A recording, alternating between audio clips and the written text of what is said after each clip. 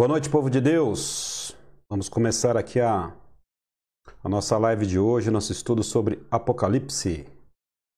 Pronto, que Deus abençoe sua vida. A internet deu uma falhada agora no início aqui. Se tiver problema, você me avisa aí, tá bom?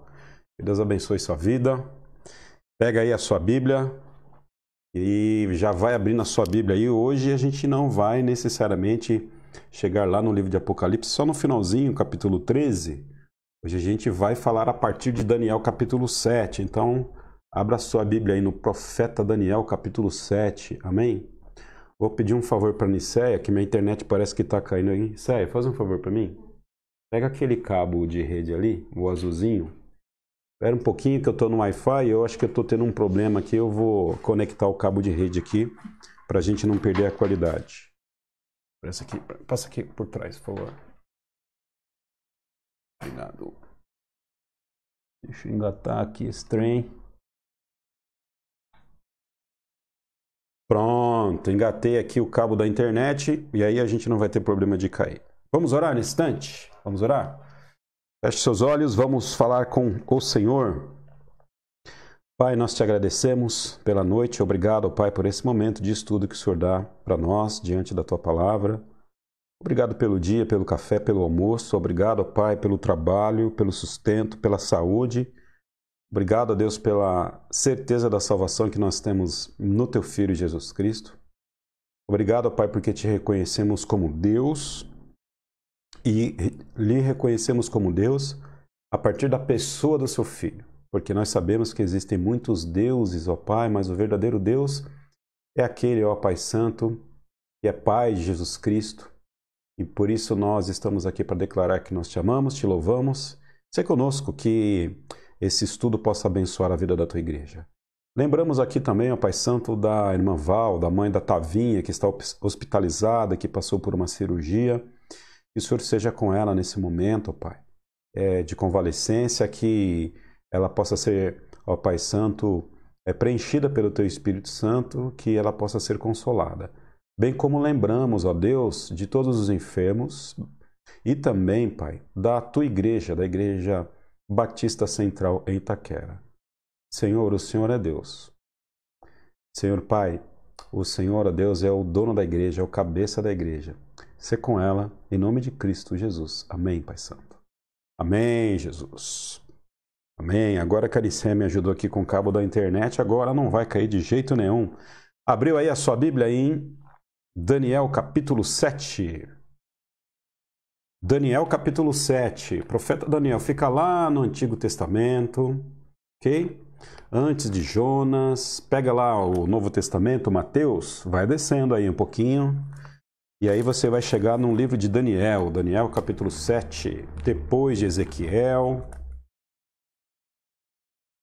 O livro de Daniel é um livro muito legal de se estudar. Tem bastante informação aqui rica para a gente estudar. Bom, pois bem, o livro de Daniel, ele é um livro primo do livro de Apocalipse. E hoje nós vamos falar um pouquinho sobre o perfil do anticristo. Então, para que a gente avance lá no livro de Apocalipse, a gente estudou até o capítulo 5, se eu não me engano, e depois agora, a gente começa agora a entrar no capítulo 6 de Apocalipse, e ali a gente vai ver o Cordeiro, Jesus Cristo abrindo os 7 selos, derramando essas 7 taças, e depois a grande tribulação começa a acontecer, aí vai entrar em cena o anticristo, mas para que a gente entenda um pouquinho mais o anticristo que está lá no livro de Apocalipse, a gente tem que descer aqui para o livro de Daniel, ok? Daniel capítulo 7. A gente sabe que Daniel, junto com seus outros 3 amigos, eles foram levados para a Babilônia. O contexto aqui, Daniel já está na Babilônia. Daniel já está aqui há mais ou menos já quase 70 anos lá na Babilônia, já está velho, ok? Os 70 anos do cativeiro babilônico já havia acontecido. Então Daniel estava prestes a ver ali o imperador Ciro tomando o poder para poder dar a devida autorização para o povo sair do cativeiro. Então, durante todo o período que Daniel esteve na Babilônia, ou pelo menos a grande parte do período, aí, quase os seus 70 anos, ele esteve sob o domínio da Babilônia, que começou com Nabucodonosor. Historicamente, a gente vai ver que depois do Império Babilônico, vai surgir o Império Medo-Persa. Depois do Império Medo-Persa, Daniel pega o comecinho dele, né? Daniel pega o comecinho do Império Medo-Persa, porque foi no Império Medo-Persa que Daniel ele recebe autorização para poder informar o seu povo que eles podiam descer para Jerusalém. Depois do Império Medo-Persa, a gente vai ter o Império Grego, ok? Com Alexandre o Grande. E depois do Império Grego, a gente tem o Império Romano. E é durante o Império Romano que a gente vê Jesus Cristo nascendo e os apóstolos, então, inaugurando aquele momento que nós chamamos de momento da igreja, ok? E aí, todas essas ascensões e quedas de império, elas estão relatadas no livro de Daniel, capítulo 7 e capítulo 8. Nós não vamos aqui ver os pormenores, mas para caráter de introdução, a gente vai ler aqui 13 versículos de Daniel, capítulo 7, ok? Daniel, capítulo 7, verso 1 até verso 13, diz o seguinte: No primeiro ano de Belsazar, rei da Babilônia, Daniel teve um sonho e certas visões passaram por sua mente, estando ele deitado em sua cama. Ele escreveu o resumo do seu sonho. Em minha visão, à noite, eu vi os 4 ventos do céu agitando o grande mar. 4 grandes animais, percebam, 4 grandes animais, diferentes uns dos outros, subiram no mar. O primeiro parecia um leão e tinha asas de águia. Eu observei e, em certo momento, as suas forças foram arrancadas. E ele foi erguido do chão. Firmou-se sobre 2 pés como um homem e recebeu coração de homem. A seguir vi um segundo animal que tinha a aparência de um urso. Ele foi erguido por um dos seus lados e na boca, entre os dentes, tinha 3 costelas. Foi-lhe dito: levante-se e coma quanta carne puder. Depois disso, vi um outro animal que se parecia com um leopardo. Nas costas tinha 4 asas, como as de uma ave. Este animal tinha 4 cabeças e recebeu autoridade para governar. Em minha visão à noite, vi ainda um 4º animal aterrorizante, assustador e muito poderoso. Tinha grandes dentes de ferro, com os quais despedaçava e devorava suas vítimas e pisoteava tudo o que sobrava. Era diferente de todos os animais anteriores e tinha 10 chifres. Enquanto eu considerava os chifres, vi outro chifre, e aqui esse verso 8 é uma referência direta ao anticristo. A gente vai trabalhar isso essa noite, né? Enquanto eu considerava os chifres, vi outro chifre pequeno que surgiu entre eles, e 3 dos primeiros chifres foram arrancados para dar lugar a ele. Esse chifre possuía olhos, como os olhos de um homem, e uma boca que falava arrogância. Enquanto eu olhava, tronos foram colocados e um ancião se assentou. Sua veste era branca como a neve, o cabelo era branco como a lã, seu trono era envolto de fogo e as rodas do trono estavam em chamas. E diante dele saiu um rio de fogo, milhares e milhares o serviam.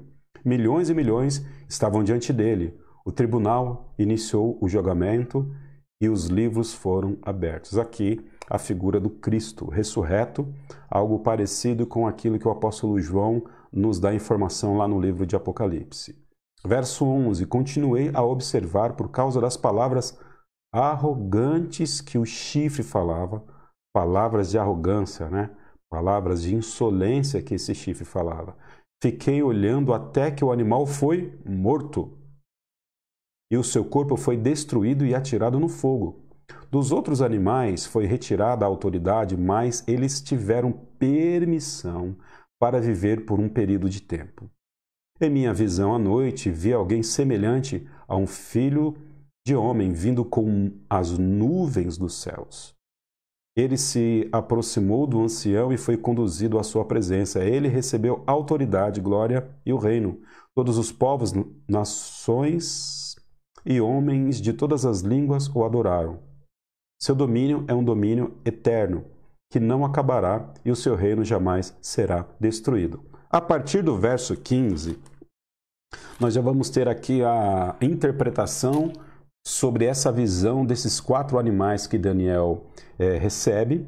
E aí nós vamos ter uma descrição direta, uma fala direta de que um animal ele representa a Grécia, outro animal representa o Império Medo-Persa, e por interpretação nós entendemos que o primeiro animal ele representa a Babilônia e o último animal, aquele animal que não tem uma descrição, que tem os seus dentes de ferro, enfim, que ele não é descrito como um animal, pelo menos um animal que a gente conhece na natureza, pela interpretação mais lúcida, esse animal representaria o Império Romano, ok? Então, vamos seguir aqui com algumas telas para a gente trabalhar um pouco mais isso aqui. Deixe-me ver. É aqui. Perfeito. Então, a gente está falando de Daniel 7. Fica à vontade para você estudar aí o capítulo 8 também. E as 70 semanas. É muito conteúdo, não daria aqui para a gente esmiuçar todo essa profecia de Daniel, e não só todo o livro de Daniel, senão a gente levar aí uns 2 anos. 2 anos é um pouquinho de exagero, mas pelo menos 1 ano e meio para a gente esmiuçar o livro de Apocalipse. Mas fica a dica para você estudar esse texto em casa, tá bom? Daniel 7 e Daniel 8. Ok, eu vou ler contigo aqui. Hoje tem bastante informação, então é necessário que a gente leia o enunciado para a gente entender. Na história, os 4 impérios são representados por 4 animais. Daniel está tendo uma visão de 4 animais, e esses animais necessariamente eles são representados pelos 4 impérios, a começar do Império Babilônico, né? A questão é que tem um 4º animal, aquele animal que a gente não consegue descrever, e dentre aquelas quantidades de chifres, né, e dentre aquela natureza esquisita desse 4º animal, ele aparece dando à luz a um pequeno chifre. Vamos lembrar que chifre na Bíblia é símbolo de poder, ok? Símbolo de poder, ok? Então esse pequeno chifre ele nasce a partir desse 4º animal que ele é indescritível. O primeiro animal é um leão com asas de águia, representado necessariamente pela Babilônia, um símbolo da Babilônia, um leão com asas. Nabucodonosor, a imagem maior do símbolo babilônico era um leão com asa, né? Até hoje, interessante, quando houve ali a invasão dos Estados Unidos, lá no Iraque, e onde o Saddam Hussein caiu, eu lembro que no palácio de Saddam Hussein, ou pelo menos naquelas estruturas ali na Babilônia, de onde ele morava ali, aquele lugar luxuoso, se eu não me engano eram os palácios mesmo de Nabucodonosor, haviam ali esse símbolo, né, do leão com asas, que na verdade representa a realeza, representa poder, né, representa velocidade. Então, quando Daniel ele vê esse animal, necessariamente ele sabe o que está por trás disso e o que significa. Então, o leão com asas representa o Império Babilônico inaugurado por Nabucodonosor, ok? O segundo animal é um urso com 3 costelas em sua boca, que representa o Império Medo-Persa. A particularidade das 3 costelas na boca, existem aí várias interpretações, mas a gente só precisa entender que o bicho ele mordia, e quando ele mordia para valer, e ninguém ficava na frente dele. Isso representa força, né? Isso representa que acabava com suas vítimas aí durante a guerra. E o Império Medo-Persa foi um dos impérios que teve mais poder de guerra. Então, o urso representando o Império Medo-Persa, o leão com asas representando a Babilônia. Nós estamos aqui falando do perfil do anticristo. No Antigo Testamento, no livro de Daniel, a gente vai perceber que o anticristo ele é apresentado como esse pequeno chifre, ok? Como esse pequeno chifre. Então, tem aí a expressão pequeno chifre em mente para que a gente continue com o nosso estudo, tá? O terceiro animal é um leopardo com 4 asas, que representa a Grécia. O quarto animal não é identificado, ou melhor, vamos voltar aqui para o terceiro animal. O terceiro animal é um leopardo, apresentado pela Grécia. O leopardo a gente sabe que é o felino mais veloz do mundo. Imagine então um leopardo com 4 asas. Isso significa que essa fera ou esse império, ele venceria e ele tomaria grande porção do planeta Terra com muita rapidez e com muita velocidade. E foi assim que aconteceu com o Império grego, com Alexandre o Grande, com aquele jovem que morreu com 27 anos. E ele, com 7 anos, se eu não me engano, ele construiu esse império. Então, a velocidade pela qual Alexandre o Grande tomou conta do mundo então conhecido, do mundo antigo, é uma velocidade muito grande perto dos outros impérios que sucederam a ele, ok? Então, o leopardo representa a Grécia, um império que de forma rápida tomaria conta do mundo. O quarto animal, como eu disse, ele não é identificado, né? Ele é uma fera não identificada. Daniel, ao ver esse animal, ele não conseguiu identificar esse animal como um animal da natureza comum. Mas é descrito como extraordinariamente forte, ok? Então, quando você olha para a história, você vai perceber que Roma foi o império que tinha mais poder bélico de todos esses impérios. E a melhor interpretação que nós podemos ter é que, apesar desse quarto animal, dele não ter uma descrição, nós podemos entender, né, por conta do próprio contexto do capítulo 7, do capítulo 8 de Daniel, que esse animal ele representa o Império Romano, um império que viria à frente aí nos tempos de Jesus Cristo. Sigamos em frente. Se tiver pergunta aí, a Aniceia vai me ajudar a colher as perguntas, certo, meu bem?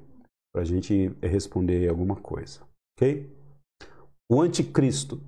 Quando nós falamos de anticristo, geralmente nós estamos pensando no anticristo em Apocalipse. E agora a gente está começando a olhar o livro de Daniel e a gente está identificando também o anticristo aqui no livro de Daniel. Eu acho que eu passei... É verdade, eu passei os slides errados, mas a gente vai corrigindo aqui. Vamos lá. Perfeito. Ok. Passei esse aqui. Vamos lá. Ok. Uso bíblico do termo anticristo. O termo anticristo aparece 5 vezes na Bíblia. Interessante que todas as vezes que ele aparece na Bíblia, ele aparece apenas nas epístolas de João, né? Então a gente vê ali em 1 João, capítulo 2:18, a primeira menção que a gente lê sobre o anticristo na Bíblia, dizendo: como ouvistes que vem o anticristo, também agora muitos anticristos têm surgido. João, a escrever a sua epístola, né? Ele está dando forte indicação de que muitos anticristos já estavam no seu tempo, porém, ele também dá uma indicação de que o anticristo ainda viria. Então, a gente vai entender um pouco mais o que João está querendo dizer. Como que o anticristo vai vir se os anticristos eles já vieram. A gente vai tentar entender aí o que o João está querendo colocar com essa figura de linguagem. Lá no capítulo 2, verso 22, ele diz o seguinte: este é o anticristo, o que nega o Pai e o que nega o Filho. Olha que informação importante que a gente tem.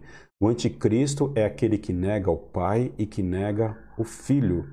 Lá em Daniel capítulo 7, a gente vai ver que esse pequeno chifre, ele nasce do quarto animal, e aí nós entendemos que ele nasce de Roma, perfeito? Ele nasce desse poder bélico de Roma. Ele também falava muita insolência, muita arrogância, e também a gente entende que ele negava o Pai, negava tudo aquilo que é da parte de Cristo e tudo aquilo que é da parte de Deus. No capítulo 4, verso 3, João diz o seguinte: e todo espírito que não confessa a Jesus não procede de Deus. Pelo contrário, este é o espírito do anticristo, a respeito do qual tendes ouvido que vem. João agora está dizendo de um anticristo que viria, algo que ele projeta para o futuro. Lembra lá, e todo espírito que não confessa a Jesus não procede de Deus. Recentemente, um teólogo ele disse que Deus não poderia fazer isso ou Deus não poderia fazer aquilo. Aí eu questionei ele dizendo: Deus não pode? Que Deus que não pode? Aí ele disse o seguinte para mim: o mesmo Deus que não consegue fazer um círculo quadrado, o mesmo Deus que não pode negar a sua natureza, o mesmo Deus que não pode fazer uma pedra tão grande que não possa carregar. E aí ele falou para mim: entendeu? Então, olha que interessante. Essa definição de Deus é uma definição meramente racional, uma definição meramente intelectualizada, uma definição meramente filosófica. A melhor definição que nós podemos dar de Deus é aquele que é Pai de Jesus Cristo, que enviou o seu Filho para que todo aquele que nele crê não pereça, mas tenha vida eterna. Então existem vários deuses, mas de que Deus que nós estamos falando? O Deus que é Pai de Jesus Cristo, que é aquele que é Pai da redenção humana. E João está dizendo o seguinte: todo espírito que não confessa Jesus não procede de Deus. Não há como nós interpretarmos a pessoa de Deus sem colocarmos Jesus no centro da questão. E o anticristo, ele vai negar a Deus, ele vai negar o próprio Cristo. Por isso que ele é anticristo, ok? Sigamos em frente aí depois desse meu parênteses aí. Então, cuidado aí com as definições de Deus que você escuta. Sem colocar nessa definição a pessoa de Jesus, a gente corre um sério risco de fazer uma definição meramente filosófica e especulativa da pessoa de Deus. Ainda ele diz, em 2 João, porque muitos enganadores têm saído pelo mundo, os quais não confessam que Jesus veio em carne. Assim é o enganador e o anticristo, tá? Queridos, Jesus Cristo é Deus. Jesus Cristo, ele não foi criado por Deus, assim como nós fomos criados. Então, toda religião ou toda fé que não professa a divindade de Cristo, toda a religião ou toda fé que professa que Jesus Cristo ele é uma espécie de Deus menor do que o Pai, e todo espírito que não confessa Jesus não procede de Deus. Existem muitas crenças, existem muitas fés, das quais até incorporam a pessoa de Jesus na sua fé, mas elas não acreditam de fato que Jesus Cristo é Deus. Ele é um profeta, ele é uma criação de Deus, né? E aí essas religiões, ou essas fés, elas têm essa dificuldade de reconhecer a pessoa do Filho como centro de toda a criação, a pessoa do Filho como sendo aquele que tem a plenitude da divindade. Nós estamos aqui falando sobre o anticristo. Anticristo. Quando a gente vai trabalhar essa palavra no grego, anticristo, Cristo a gente sabe que é Messias, né, no grego, e anti significa opositor, contrário. Então o anticristo, ele é um opositor do Cristo, ele é contrário a tudo aquilo que Cristo é, a tudo aquilo que Cristo produz, ok? E o anti também, olha que interessante, essa palavra, né, esse prefixo, ele também tem um outro significado. Além de ser opositor, além de ser contrário, ele é substituto no lugar de. Então, o anticristo, além de se opor a Cristo, além de ser contrário a Cristo, ele tem a pretensão e a proposta de substituir Cristo e se colocar no lugar de Cristo. Então, toda a ação que você percebe de pessoas que tentam se colocar no lugar, ou substituir, ou se opor, ou ser contrário a Cristo, toda essa ação é uma ação de anticristo.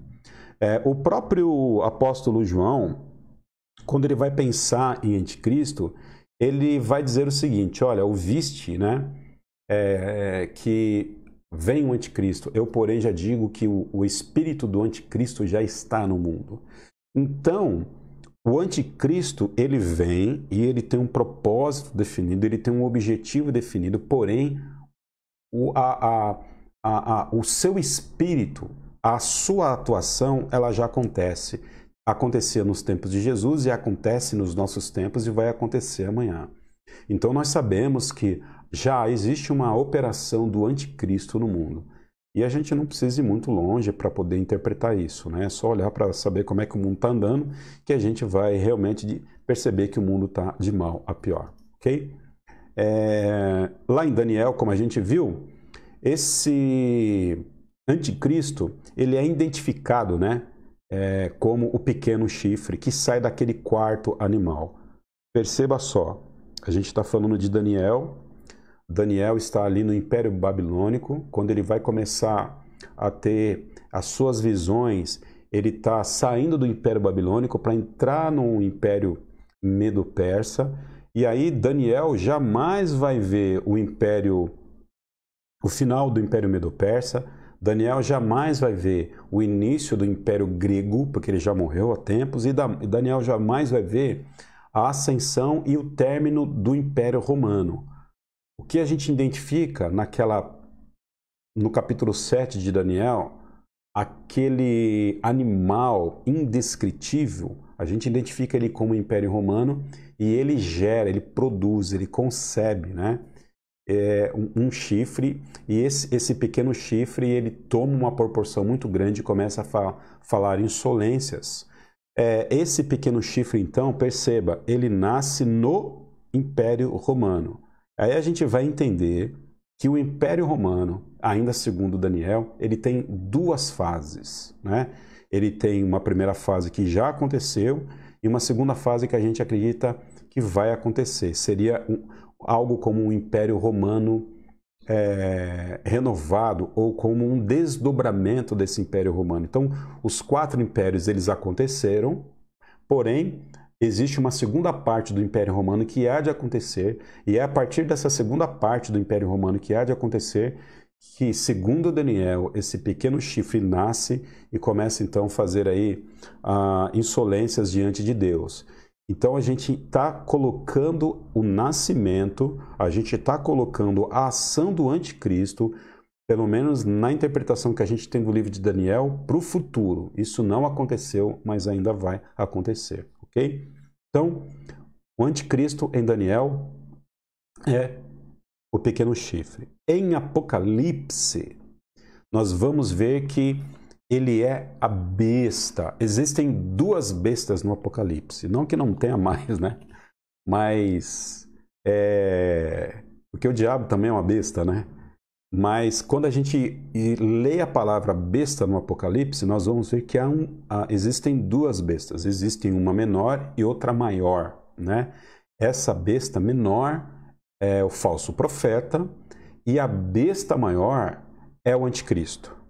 Então é um dado interessante para que a gente nesse intervalo aí do livro de Apocalipse, ou estudando Daniel, que a gente saiba de quem nós estamos falando quando a gente for tratar da besta no antigo, ou melhor, no livro de Apocalipse. Então, lá no livro de Apocalipse existem duas bestas, a gente ainda vai passar por ele. Uma besta menor, que é o falso profeta, e uma besta maior, que é o anticristo. Em Daniel, pequeno chifre, ok? Em Apocalipse, a besta. São a mesma pessoa. E em 2 Tessalonicenses, o apóstolo Paulo vai dar indicação para a gente de que existe o homem da iniquidade. Então, esses são os termos, né, que nós encontramos na Bíblia quando a Bíblia se refere ao anticristo.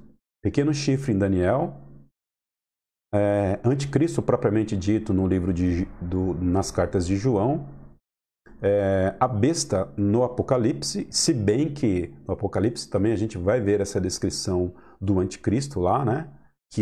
Que é a mesma pessoa que a besta, e também 2 Tessalonicenses, como a gente viu na última lição, o apóstolo Paulo citando ele como homem da iniquidade. Ok? Então, eu coloquei aqui a sequência dos slides. Na verdade, eu comecei de forma de trás para frente, e aí eu estou tentando dar uma ajustada aqui. Algumas coisas a gente vai repetir aí para eu poder dar uma ajustada aqui no material, tá? Então vamos lá. O termo pequeno chifre é empregado em Daniel 7, onde a primeira das 4 visões de Daniel são descritas. Quando Daniel vai ter a visão dele, né?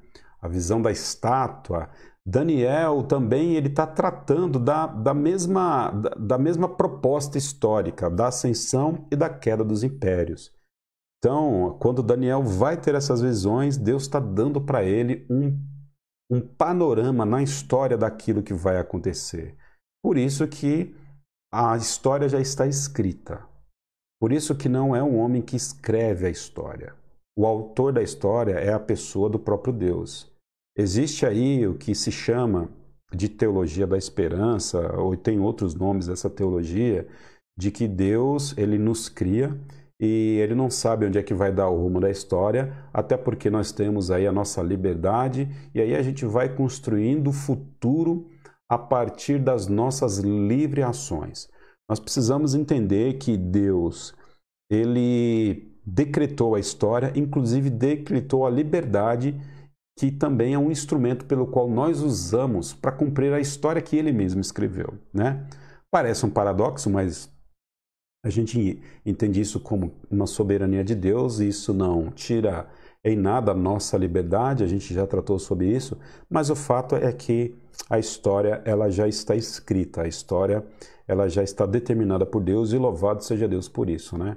Deus disse que haveria um império romano, babilônico, e houve. Isaías, Jeremias profetizou o Império Romano. Agora em Daniel ele está dizendo o seguinte, que o Império Babilônico, né? Isaías, Jeremias profetizaram a ascensão do Império Babilônico. Agora com Daniel a gente vê que Deus está dizendo o seguinte, olha, o Império Babilônico cai, vem aí então a ascensão do Império Medo-Persa, depois a ascensão do Império Romano, depois a ascensão do Império, Babilônia, Medo-Persa, Império Grego, depois Império Romano em 2 fases. A primeira fase já aconteceu e uma segunda fase nós acreditamos que de alguma forma haverá ainda um poder político muito grande a partir de Roma, né? Nós não sabemos como isso vai acontecer. Talvez não vai ser nos moldes do Império passado, mas Roma certamente ela tem uma importância significativa aí durante o final dos tempos, ok? Sigamos em frente. Como eu disse aí, né? Tá aí no slide. Esta primeira visão tem o mais completo significado das 4. A história envolvida nas visões se refere aos impérios consecutivos que a gente acabou de falar aí, ok? Sigamos em frente. Esse era o texto que eu estava procurando. Como ouvistes que vem o anticristo, também agora muitos anticristos têm surgido. Este é o anticristo, o que nega o Pai e o Filho. Deixa eu ver aqui se eu estou... Ok, esse aqui a gente já viu. Vamos para o próximo, então.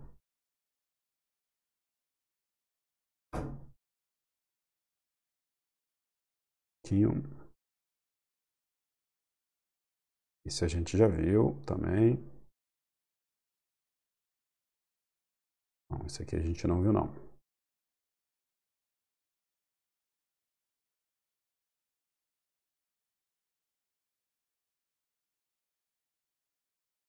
Daniel 7, o pequeno chifre. Voltamos aí para Daniel. O pequeno chifre é introduzido no verso 8, onde fala que toma o lugar de 3 chifres originais enquanto cresce. O rei representado pelo pequeno chifre é descrito como é que ele é descrito? Como tendo olhos de homem e boca que fala insolência. Então, a visão que Daniel está tendo é uma visão dantesca, né? É uma visão quase que indescritível. Ele está vendo uma besta, apesar de ser uma besta, mas eu vou tentar aqui não usar esse nome, né? Ele está vendo uma fera, e essa fera indescritível, que tem os dentes de ferro, e ninguém pode prevalecer contra essa fera, que é o Império Romano, e dentre a quantidade de bizarrices que essa fera tem, há algo que chama a atenção de Daniel na sua visão, ali no verso 8, que é um pequeno chifre que surge dentre os 10 chifres, que toma lugar de 3, e esse chifre em específico, esse pequeno chifre, ele cresce, ele toma força, ele toma poder. E aí há duas características interessantes nele, que ele tem olhos como de homem, perceba, tendo olhos de homem. O anticristo, ele é necessariamente um homem, como a gente vai ver. O anticristo não é um espírito, não é uma energia. O Satanás não é o anticristo, né? O anticristo, ele é um agente de Satanás, mas ele é um homem, tendo olhos de homem, e o significado aqui de olhos é que ele era uma pessoa que tinha muito conhecimento, uma pessoa que tinha muita sabedoria, conhecimento de ciência, e tinha a boca falando o quê? Insolência. Então o anticristo, ele é arrogante. O anticristo, ele é blasfemo, ele é arrogante, ele é orgulhoso, ele se ufana, ele acredita de fato que ele é aquela pessoa que está no lugar de Cristo. Lembra lá a definição de anticristo? É aquele que é contrário às ações de Cristo, né? Aquele que se opõe, mas não só isso, é aquele que se coloca no lugar de. Então esse é o papel do anticristo no livro de Apocalipse. Quando a tribulação ela acontece, o anticristo ele se coloca no lugar de Cristo. Então ele vai dizer que ele é o Messias, ele vai dizer que ele é o Cristo. Essa é uma fala que certamente vai acontecer no futuro, na segunda metade da tribulação. Então, num primeiro momento, ele resolve todos os nossos problemas, né? Ou pelo menos o problema da humanidade. Certamente ele vai resolver grandes problemas, ele vai resolver problemas de doenças que há séculos talvez os homens estão trabalhando, e ele vai trazer paz ao mundo, e vai chegar um determinado momento que ele agora se coloca no lugar de Cristo, falando insolências, e vai pedir a adoração para ele, ok? Então, uma característica do anticristo, ser boca suja. Fica a dica aí. No verso 25, a gente está falando de Daniel 7, outra vez, é descrito como orgulhoso, lá no verso 25 de 7, né? Até falando palavras contra o Altíssimo. Vamos ler aqui de novo? A gente já está aqui, pelo menos eu estou com a minha Bíblia aqui, em Daniel capítulo 7, verso 25. Ele falará contra quem? O Altíssimo, contra Deus. Oprimirá os seus santos e tentará mudar os tempos e as leis, Os santos serão entregues nas mãos dele por um tempo, tempos e meio tempo. Olha que legal. Ele vai ser um blasfemo, um boca suja, né? Vai falar palavras contra a própria pessoa de Deus, o Pai. Ele vai cuidar de mudar os tempos e as leis. Essa expressão, ela dá especulação para muitas coisas, né? O que significaria mudar os tempos e as leis? Ao que tudo indica, uma das melhores interpretações é que esse camarada, de alguma forma, ele vai interferir nas leis da natureza. Não sabemos como. Então, esse camarada ele vai ter um grande poder científico e a partir desse poder científico não, um grande conhecimento científico e a partir da ciência, de alguma forma, esse camarada vai mudar aí aquilo que nós entendemos de tempo, nesse tempo convencional, né? Esse cara vai fazer?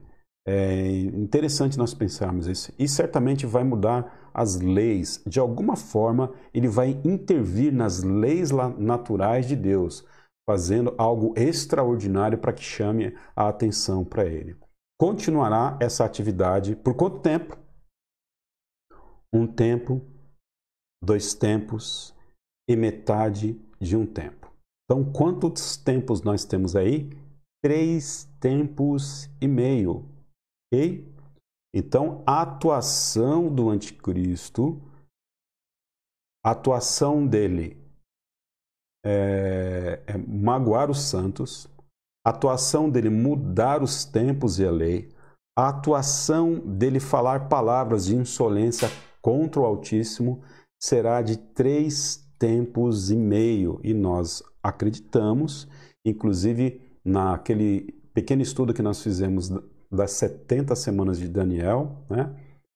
Nós entendemos que esses 3 tempos e meio se referem necessariamente a 3 anos e meio. Então, durante os primeiros 3 anos e meio, ou durante esse primeiro período da tribulação ou da ascensão do anticristo, tudo é paz, tudo é bênção do ponto de vista humano, tudo é tranquilidade, até a segunda metade do tempo que ele vai reinar, e aí é onde entra a grande tribulação, ok? Então vamos lá. Esta última frase, né? Que última frase eu estou me referindo? Um tempo, 2 tempos e metade de um tempo. Essa última frase, na verdade, é uma fórmula marcando o período de tempo. É usada novamente em Daniel 12:7, ok? Apocalipse 12:14 e em Apocalipse 12:6 é igualado a 1260 dias. Se você fazer a conta, 1260 dias darão 3 anos e meio, ok? Por isso que é impossível nós fugirmos dessa... eu não digo desse número fechado de números, né? De dias, mas é impossível nós não interpretarmos o advento do anticristo, a vinda do anticristo, como 2 períodos, e onde na metade desse período ele se revela como aquele que está no lugar de Cristo. Ok? Sigamos em frente. Só faz sentido se significar 3 anos e meio. Ok? Deixa eu ver aqui. Esse aqui a gente já viu. Esse aqui a gente já viu. Perfeito. Eu acredito que nós já vimos todos aqui. Perfeito. Então, o que a gente está vendo aqui? A gente está vendo um perfil do anticristo. Ok? A gente sabe... vou fazer agora um resuminho aqui para a gente tentar amarrar as pontas. Então, quando nós falamos do anticristo, nós estamos falando de uma pessoa, de um homem. Acho que vale a pena a gente ir lá para Apocalipse capítulo 13. Vamos lá um pouquinho para Apocalipse capítulo 13? Vale a pena. Vamos lá, Apocalipse capítulo 13. Abra a sua Bíblia aí.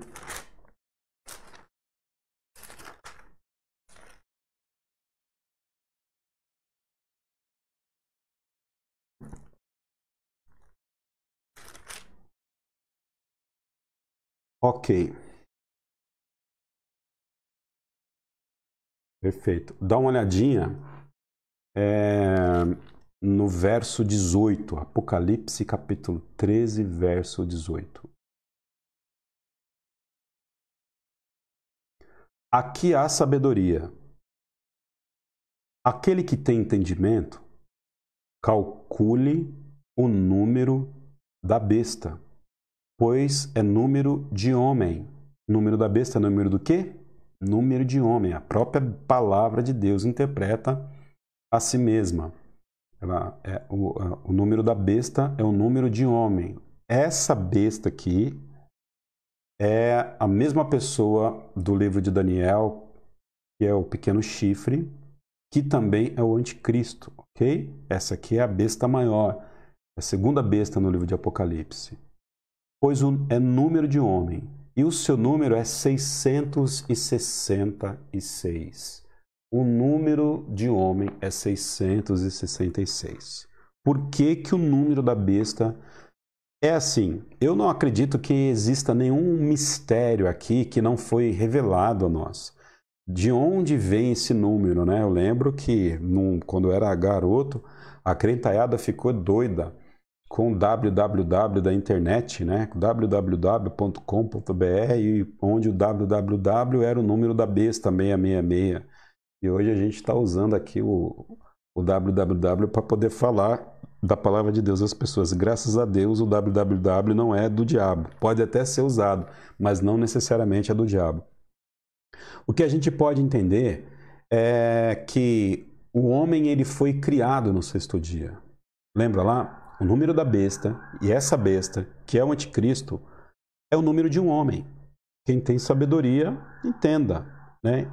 Que calcule o número da besta. 666.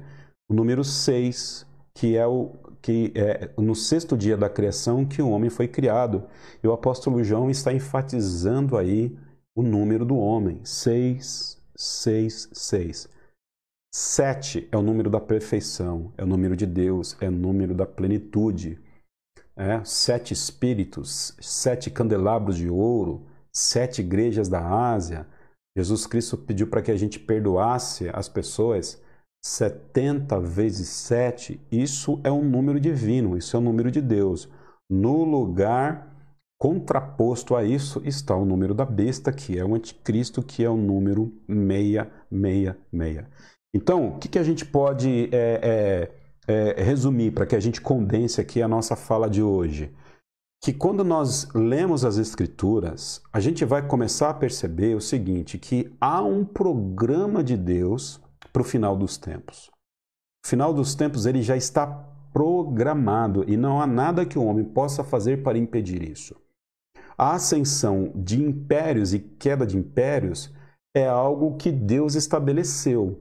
Então é algo programado na agenda do ser divino. Então o Senhor Deus, ele é um Deus que controla a história. Ele controla a história. A profecia de Daniel 7:8 mostra isso pra gente, que é um Deus que controla a história. Ele não assiste, querido. Perceba, Deus não está assim olhando para o futuro e dizendo o que vai acontecer, porque ele é vidente, ok? Deus não é vidente. Okay? Ele está dizendo que vai acontecer de acordo com aquilo que ele escreveu. Até porque quem manda ele, Nabucodonosor, entrar em Israel é o próprio Senhor. Deus é o Deus que faz cair e levantar impérios. Então, a gente percebe que na história da humanidade que já está descrita, existe um elemento fundamental, o fim da história. Essa história humana, ela vai ter um fim. Teve um início e ela vai ter um fim. Quando isso vai acontecer? Nós não sabemos, mas nós temos fortes indicações. Por quê? Os 4 impérios já passaram, né? Os 4 impérios maiores já passaram, conforme a visão de Daniel. Existe um desdobramento do último império, que é o Império Romano, que a gente não sabe mais ou menos quando que isso vai acontecer, mas isso vai se estabelecer, ok? Nesse momento, vai aparecer um camarada muito inteligente, um camarada que vai ter um conhecimento científico muito tenaz e que de alguma forma ele vai até conseguir mudar as leis na natureza ou pelo menos burlar as leis na natureza. Ele vai mudar os tempos, ele vai mudar a lei, né? Então ele vai fazer coisas extraordinárias, esse homem. E por que nós sabemos que é homem? Apocalipse 13, verso 8, é o número de um homem. E esse homem, de grande poder, e a gente lembra que o pequeno chifre, no livro de Daniel, representa grande poder, chifre representa grande poder. Ele é um camarada que vai conhecer muitas coisas, porque esse pequeno chifre tem olhos como se fosse de homem, mostrando também grande conhecimento, e uma boca que fala grande insolência. E o anticristo é aquele que se opõe a tudo que é Cristo, tudo aquilo que Cristo produz, o Pai produz, e é aquele também que vai se colocar no lugar de Cristo.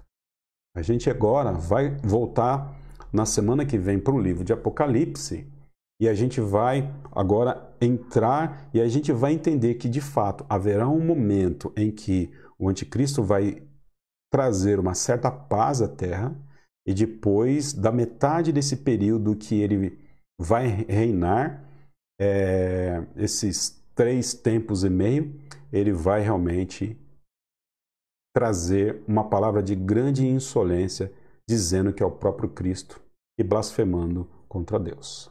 Amém? Que Deus os abençoe. Lembrando que esse homem da iniquidade, esse anticristo, apesar de ainda não ter nascido, né? Ele já opera através do seu espírito, pois o espírito do anticristo já está no mundo. É por isso, queridos, que não é surpresa para nós o esfriamento da igreja. É por isso que não é surpresa para nós pessoas que não desejam mais congregar.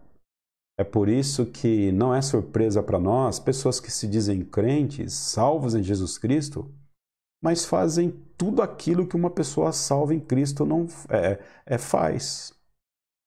Pessoas que não têm o temor de Deus, pessoas que não têm amor pela palavra dele, pessoas que não temem a autoridade, seja autoridades espirituais ou não espirituais. É por isso que muitos estão fracos na fé. É por isso que a teologia da prosperidade, né, ela toma campo. É por isso que o temor de Deus às vezes não reina mesmo dentro das nossas igrejas. Por quê? Porque o espírito do anticristo já está no mundo. E ele é tudo contra aquilo que Cristo produz. E o que Cristo produz? A igreja. O espírito do anticristo, ele ataca o mundo, mas necessariamente também ele ataca a igreja. Amém? Nós terminamos aqui com 5 minutinhos antes. Dei uma resumidinha aqui em cima de Daniel 7, 8 e também Apocalipse 13. Amém? Tem pergunta aí, meu bem? Vocês estão sabendo tudo então, hein? Glória a Deus por isso. Uma vez que não tem pergunta, nós vamos orar e vamos terminar. Então deixa eu dar uma boa noite aqui para essa turma. Boa noite, Belinha, Silvana, Neide, irmão Mário. Cheguei, boa noite a todos, irmãos e família pastoral. Boa noite, Sil, Niceia, Eli, Adilis, Ludovina, Marquinho. Amém. Que Deus nos abençoe, que Ele continue nos enriquecendo com a sua palavra. Amém? Sigamos firme então em oração, sabendo que nosso tempo na terra é passageiro. E a pergunta, né? Quando o anticristo vier, onde é que nós vamos estar? A gente vai responder isso aí a partir da semana que vem. Deus abençoe nosso coração. Vamos orar. Ó Pai, nós te agradecemos pelo dia de hoje mais uma vez. Obrigado pelo estudo da Tua palavra. Que o Senhor continue nos abençoando. Nós sabemos que o espírito do anticristo já está no mundo, mas, ó Pai Santo, nós sabemos que o espírito que está em nós é maior do que aquele que está no mundo, porque nós somos mais que vencedores. Obrigado a Deus pela Tua igreja, obrigado, ó Pai, pela Tua palavra que enriquece o nosso coração. Em nome de Cristo, nos dá uma boa noite de descanso na Tua presença. Amém, Senhor. Que Deus abençoe a nossa vida, a sua vida. Beijo no coração.